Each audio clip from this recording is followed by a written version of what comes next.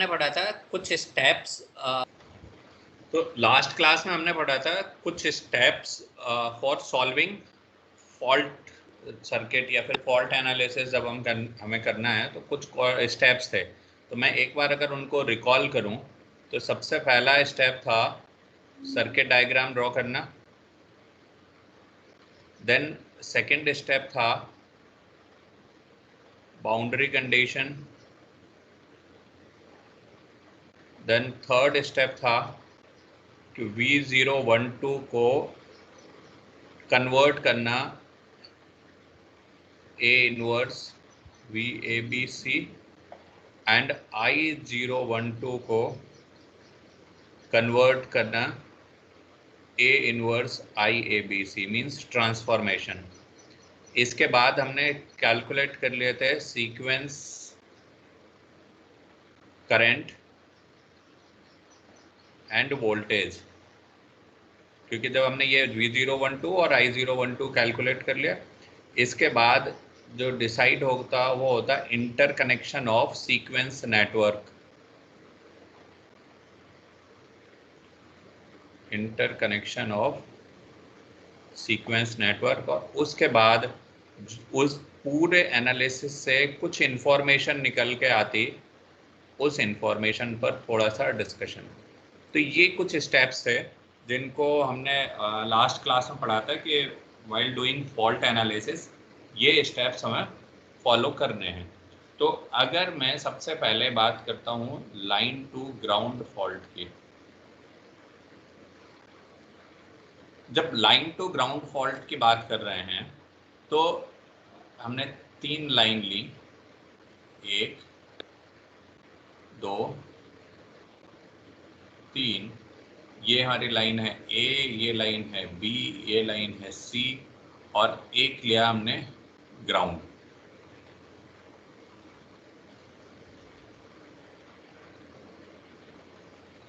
जो C तक का जो वोल्टेज है ये VC होगा, B तक का जो वोल्टेज है वो VB होगा और A तक का जो वोल्टेज है वो VA होगा।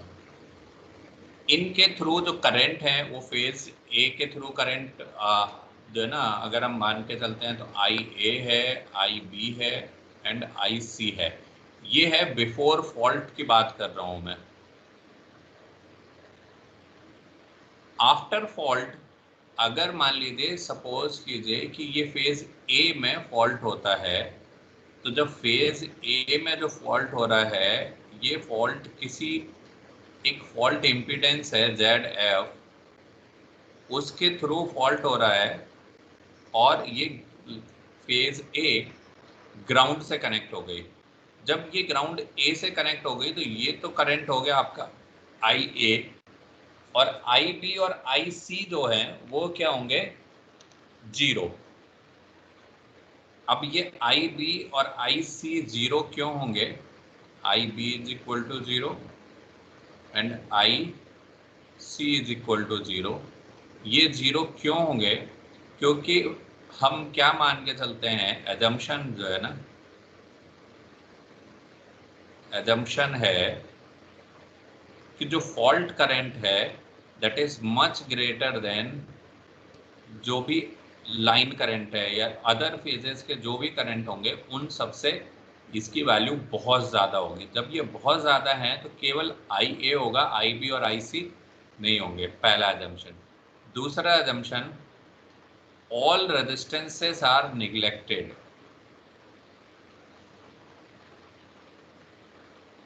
जो भी उस टाइम पर फॉल्ट एनालिसिस करते टाइम केवल ZF वाली जो ZF है उसे तो हम कंसिडर करेंगे। इसके अलावा जो भी जो है ना इम्पीडेंसेस हैं या रेजिस्टेंसेस हैं वो सारे के सारे को हम क्या करते हैं, निगलेक्ट कर देंगे। ठीक है। और एक और चीज, बिफोर फॉल्ट जो नेटवर्क है वो क्या है, बैलेंस्ड है। क्योंकि हम पहले तो जो है ना ये फॉल्ट का हम एनालिसिस तभी कर रहे हैं ना जब ये अनबैलेंस कंडीशन हो रही, तो ये एज्यूम कर रहे हैं कि फॉल्ट होने से पहले ये बैलेंस था, फॉल्ट के बाद अनबैलेंस कंडीशन आई है। और एक और चीज है, जो एक और एजम्पशन है, वो ये है कि ये फॉल्ट करंट पॉजिटिव कंसीडर करेंगे कब, जब इसकी जो डायरेक्शन है इसकी जो डायरेक्शन है वो हम लेते हैं अगर आउट फ्रॉम फॉल्ट पॉइंट।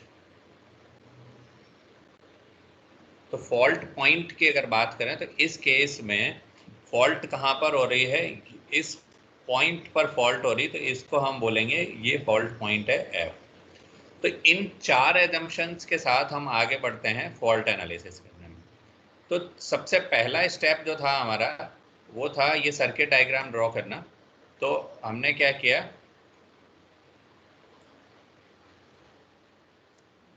इसको बार बार यहाँ आपके साथ लगा के रखता हूँ साथ में। सबसे पहला सर्किट डायग्राम था, तो सर्किट डायग्राम तो हमने ड्रॉ कर लिया। अब जो नेक्स्ट स्टेप है हमारा वो है बाउंड्री कंडीशन। तो सर्किट डायग्राम ड्रॉ हो गया, इससे कोई लेना देना नहीं। अब बाउंड्री कंडीशन पर अगर बात करते हैं तो इस केस में हमारी जो बाउंड्री कंडीशन है, बाउंड्री कंडीशन क्या निकल के आएंगी कि एक तो I A is equal to I F, जो एक फेज का जो करंट है वो है हमारा फॉल्ट करंट के इक्वल। और दूसरी चीज जो निकल के आएगी वो निकलेगी ए फेज का जो वोल्टेज है V A will be equal to I A into Z F, क्योंकि जो ये वोल्टेज होगा इस टाइम पर यहाँ करंट फ्लो हो रहा है आई ए, जेड एफ यहाँ फॉल्ट इम्पीडेंस है, तो V A will be equal to I A into Z F. और तीसरी चीज I B will be equal to I C, this will be equal to 0। तो ये 3 बाउंड्री कंडीशंस थी, इन तीनों बाउंड्री कंडीशंस को हमने इस पर्टिकुलर सर्किट से नोट कर लिया। अब जो नेक्स्ट स्टेप है हमारा, नेक्स्ट स्टेप आएगा बाउंड्री कंडीशन के बाद ये कन्वर्जन I012 एंड V012। तो अगर मैं I0 की बात करूं तो I0 will be equal to, अच्छा I0, तो इसको मैं क्योंकि एक फेज का एनालिसिस कर रहा हूं तो ये होगा IA0, this will be equal to 1/3 IA plus IB plus IC। So इसकी वैल्यू कितनी हो जाएगी, इसकी वैल्यू होगी 1/3 IA0, आई ए की वैल्यू कितनी है, आई ए की वैल्यू बताओगे कितनी है,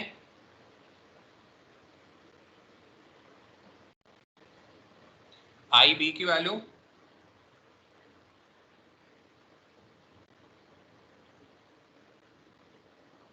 जीरो, आई बी की वैल्यू बताओ, 0, गुड। एंड देन आई सी, 0, आई सी भी 0, 0। तो आई ए नॉट की वैल्यू कितनी हो गई,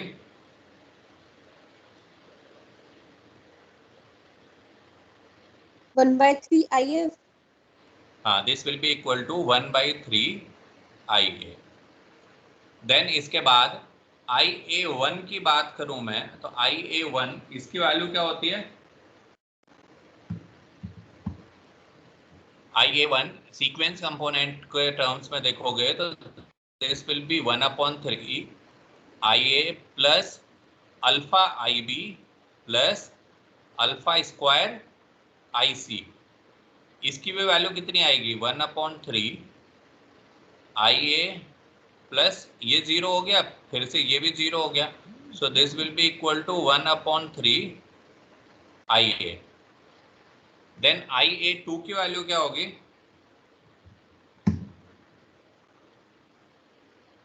IA2 this will be equal to 1/3 IA plus alpha square I B plus alpha I C, this will be equal to 1/3 IA plus 0 plus 0, so this will be equal to 1/3 IA। अब यहाँ से हमने क्या conclusion draw किया इन तीनों से, इससे, इससे और इससे, कि IA1 this is equal to IA2, this is equal to IA0 and this is equal to IA/3, यानी सारे सीक्वेंस करंट क्या हैं, इक्वल है। अब जब सीक्वेंस करंट इक्वल हैं और हमने ये जो I012 निकाल लिया, नेक्स्ट जो स्टेप होता वो हमारा होता इंटरकनेक्शन ऑफ सीक्वेंस नेटवर्क। तो जब सीक्वेंस हम क्या करेंगे, positive sequence network, negative sequence network and zero sequence network को आपस में कनेक्ट करेंगे। तो जब सारे सीक्वेंस करंट इक्वल हैं तो जो positive, negative and zero sequence network कैसे कनेक्ट होंगे, क्योंकि जब करंट इक्वल है तो करंट इक्वल कैसे होता है, सीरीज में। तो जो positive, negative and zero sequence network will be series connected, इनको हम हमेशा सीरीज में कनेक्ट करेंगे। जो इंटरकनेक्शन वाला जो टर्म था ये हमने इस रिलेशन से डिराइव कर लिया, IA1, IA2 और IA0 से, कि ये तीनों सीक्वेंस करंट क्या हैं, इक्वल है। ठीक है, अब हमने यहाँ तक ये पहुँच गए और सीक्वेंस करंट वाला ये जो है ना, सीक्वेंस करंट वोल्टेज नहीं, सॉरी, अभी हमने V0 अभी नहीं किया है, ये I012 हमने फाइंड कर लिया है ए फेज के लिए। और इंटरकनेक्शन वाला टर्म हमने जो है ना, इंटरकनेक्शन जो इनका किस तरीके से होगा वो रिजल्ट कैलकुलेट कर लिया। नेक्स्ट करना है हमें अब वोल्टेज के लिए भी, zero sequence voltage, phase A का zero sequence, positive sequence and negative sequence voltage भी कैलकुलेट करना है। तो उसके लिए क्या करेंगे हम, अब अगर हम पर फेज जो है ना, हर एक सीक्वेंस नेटवर्क, अगर आप सीक्वेंस नेटवर्क को याद करते हो तो VA0 this will be equal to EA0 minus IA0 and ZA0। अगर यहाँ जीरो सीक्वेंस वोल्टेज है तो zero sequence EMF minus zero sequence current minus zero sequence impedance, यानी जो हमने जब सीक्वेंस इम्पीडेंस पढ़े थे उस टाइम पर हमने ये डिस्कशन किया था कि जो zero sequence current flowing through zero sequence impedance is responsible for zero sequence voltage drop. किसी दूसरे सीक्वेंस का करंट किसी दूसरे सीक्वेंस के इम्पीडेंस में फ्लो होगा ही नहीं। अगर जीरो सीक्वेंस करंट है तो वो केवल जीरो सीक्वेंस इम्पीडेंस के थ्रू फ्लो होगा। और सिमिलरली अगर यहाँ पर मैं VA1 करूंगा तो ये क्या हो जाएगा, EA1 minus IA1 ZA1। Similarly, VA2 will be equal to EA2 minus IA2 ZA2। अब ये जो टर्म है EA1, EA0, EA1 और EA2, बिफोर फॉल्ट हमने माना है कि ये क्या है, बैलेंस कंडीशन में है। तो जो बैलेंस कंडीशन, बैलेंस्ड सिस्टम के में केवल और केवल पॉजिटिव सीक्वेंस कंपोनेंट होता है, ये भी हमने पहले प्रूव किया था। Only positive sequence component of voltage, यानी यहां पर केवल और केवल EA1 होगा, EA0 और EA2 की वैल्यू क्या होगी, 0। तो जब EA0, EA और EA2 की वैल्यू 0 है तो अब मुझे अगर फेज ए का वोल्टेज फाइंड करना है VA, तो this will be equal to VA0 plus VA1 plus VA2। तो VA0 की वैल्यू क्या होगी, EA0 तो 0 हो गया तो minus IA0 ZA0 plus VA1।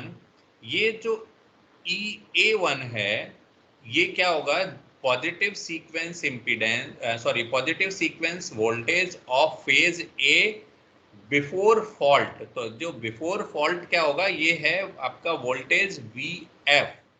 तो VA1 की जगह में क्या लिखूंगा, VF minus IA1 and ZA1। इसके साथ यहाँ पर EA2 की वैल्यू भी क्या हो गई, 0। मैं यहाँ लिखता हूँ कि EA0 and EA2 these are equal to 0 and EA1 is equal to VF। तो minus IA0 ZA0 plus VF minus IA1 ZA1 minus IA2 ZA2। अब यहाँ पर मैंने और इसको जब आगे सॉल्व किया तो जो VA है, हमने VA की जगह क्या लिखा था यहाँ शुरुआत में, VA is equal to IA into ZF। तो इस इक्वेशन को मैं यहाँ लिखता हूँ कि IA into ZF, this will be equal to VF। VF के बाद मैंने यहाँ से क्या किया, minus IA0 minus IA0 ZA0 plus IA1 ZA1 plus IA2 ZA2। अब IA0, IA1 एंड IA2 ये तीनों क्या थे, यहाँ पर हमने पहले ही इनकी वैल्यू देखी है कि IA1, IA2, IA0 ये किसके वैल्यू इनके बराबर है, इसकी वैल्यू IA/3। तो this will be equal to VF minus IA/3 ZA0 sorry ZA1 plus ZA2। अगर यहाँ से मैं इस IA की वैल्यू निकालूं तो VF will be equal to IA ZF plus IA/3 ZA0 plus ZA1 plus ZA2। IA की वैल्यू कैलकुलेट करने के लिए जब मैं इसको सिंपल और सिंप्लीफाई करूंगा, this will be equal to 3 IA ZF plus IA ZA0 plus ZA1 plus ZA2 upon 3। तो IA will be equal to VF upon या 3VF upon ZA plus ZA0 and ZA1 plus ZA2 plus 3ZF। ये value आई हमारी phase A के current की, क्योंकि IB and IC तो क्या है, 0। तो हमने क्या कैलकुलेट कर लिया, फेज ए का वोल्टेज कैलकुलेट कर लिया, फेज ए का करंट कैलकुलेट कर लिया। अब जब फेज ए का वोल्टेज एंड करंट कैलकुलेट करने के बाद मुझे अगर इनके सीक्वेंस करंट चाहिए थे तो IA0 this will be equal to IA1, this will be equal to IA2 and this will be equal to IA/3 है। तो इसकी वैल्यू क्या होगी, VF upon ZA0 plus ZA1 plus ZA2 plus 3ZF। तो क्योंकि ये 3 से 3 कैंसिल हो गया तो ये बचा केवल VF upon ZA0 plus ZA1 plus ZA2 plus 3ZF।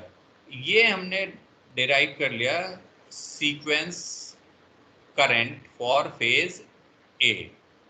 तो अब हमारे पास, क्योंकि हमने केवल और केवल फेज ए के लिए डील कर रहे थे, तो फेज ए के लिए हमारे पास IA भी है, VA भी है एंड इसके बाद VA0 भी है, VA1 भी है एंड VA2 भी है। सिमिलरली IA0 भी है, IA1 भी है एंड IA2 भी है। फेज बी एंड सी से हमें कोई लेना देना नहीं है, क्योंकि अभी हमने जो फॉल्ट को कंसीडर किया है कि फॉल्ट किस में हुई है, केवल फेज ए में फॉल्ट हुई है। फेज ए इज फॉल्टी, और फॉल्ट कौन सी हो रही है, लाइन टू ग्राउंड फॉल्ट। अब इसके बेसिस पर इन सब से जो नेक्स्ट स्टेप था हमारा कि जो इंफॉर्मेशन, ये सीक्वेंस करंट एंड वोल्टेज भी आ गए, हमने ये वाला भी कर लिया। अब हमारे पास केवल और केवल ये वाला जो पॉइंट बचा है, इंफॉर्मेशन। इंफॉर्मेशन के लिए सीक्वेंस करंट हमारे तीनों कैसे कनेक्ट होंगे, सीरीज में, ये हमने डिराइव कर रखा है ऑलरेडी। तो जो पॉजिटिव सीक्वेंस नेटवर्क होगा, पॉजिटिव सीक्वेंस नेटवर्क में यहाँ वोल्टेज, इसके साथ यहाँ पर इसका पॉजिटिव सीक्वेंस इम्पीडेंस, तो ये हुआ हमारा उस सर्किट का पॉजिटिव सीक्वेंस नेटवर्क, ये EA1 और ये हो गया ZA1। Similarly negative sequence network क्या होगा, उसमें EMF नहीं होता, तो ये ZA2, ये हो गया आपका ZA2। और जीरो सीक्वेंस नेटवर्क में ये हुआ आपका ZA0। ये सारे के सारे सीरीज में कनेक्ट होंगे, तो ये हमने इनको कर दिया कनेक्ट सीरीज में। ये जो करंट है ये है IA1, ये जो करंट है ये है IA2, ये जो करंट है ये है IA0। अब ये कहाँ कनेक्ट होंगे, इधर ग्राउंड से, तो ये सब यहाँ से आके ये ग्राउंड से कनेक्ट हो गए। अब अभी आप देखो कि मैंने ये टर्मिनल इंटेंशनली इसे ओपन छोड़ रखा है, क्यों, क्योंकि हमने जो ये रिलेशन निकाला है, IA0 will be equal to IA1 will be equal to IA2। अगर मुझे single phase line to ground fault को सिमुलेट करना है, तो सिमुलेट करने के लिए हमें इस इम्पीडेंस जो ZF है, इस ZF का भी इफेक्ट चेक करना होगा। इस ZF का इफेक्ट अगर चेक करना होगा, तो ZF के लिए इस पर्टिकुलर सर्किट में केवल ZA1 है, ZA2 है और ZA0 है, और ये सारे के सारे इम्पीडेंस ZA0, ZA1, ZA2 और ZF, ये कैसे कनेक्ट होना चाहिए, सीरीज में, तभी हम IA0, IA1 और IA2 की वैल्यू निकाल पाएंगे। तो यहाँ पर हम सीरीज में एक इम्पीडेंस और कौन सा कनेक्ट करेंगे, वो होगा 3ZF। ये पूरा का पूरा हमारा सर्किट बनता है, जो है ना, हमने जो जिसको क्या किया है, एक तरीके से कहेंगे कि हमने इसका इक्विवेलेंट सर्किट बना लिया सिमुलेट करने के पर्पज से, कि हम इस सिंगल फेज LG फॉल्ट को या लाइन टू ग्राउंड फॉल्ट को सिमुलेट करना चाहते हैं, तो इस तरीके का सर्किट हमें बनाना पड़ेगा for the purpose of simulation. अगर इसी केस में अगर मैं स्पेशल केस मान के चलूं कि ये जो फॉल्ट है, स्पेशल केस के लिए कि अगर फॉल्ट इम्पीडेंस जो ZF है this is equal to 0, then तो IA0 this will be equal to IA1, this will be equal to IA2